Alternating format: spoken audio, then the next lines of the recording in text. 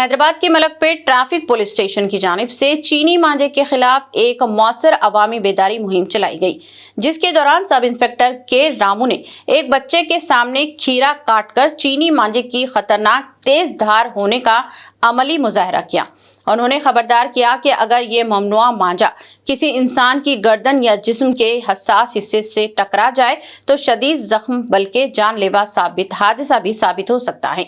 जैसा कि माजी में कई वाक़यात सामने आ चुके हैं, सब इंस्पेक्टर ने वादे किया कि चीनी या नायलॉन मांझे का इस्तेमाल, फरोख्त या रखना कानूनन काबिल सजा जुर्म है और अवाम से अपील की है कि वो त्योहारों और पतंगबाजी के दौरान अपनी और दूसरों की सलामती के पेश नज़र सिर्फ सूती धागे का इस्तेमाल करें और ख़तरनाक चीनी मांझे से मुकम्मल इज्तनाब बरतें।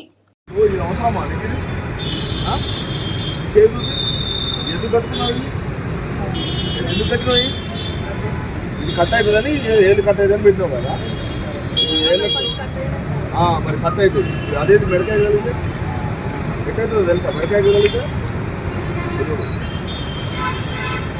మెడకాయ అనుకో ఇట్లా వేయండి, మెడకాయ అట్లా దిగిపోతుంది. అర్థమైందా? ఏమవుతుంది?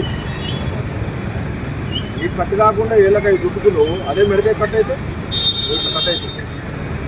ఇది ఎందుకు దానంతో ఎగరదా పక్కన పైకి?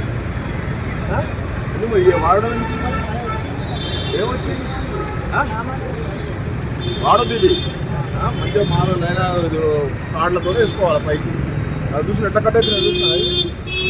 మెడకాయ కూడా అంతేనే, స్పీడ్గా పోతారు బైక్ వేసుకొని, చచ్చిపోతున్నారు.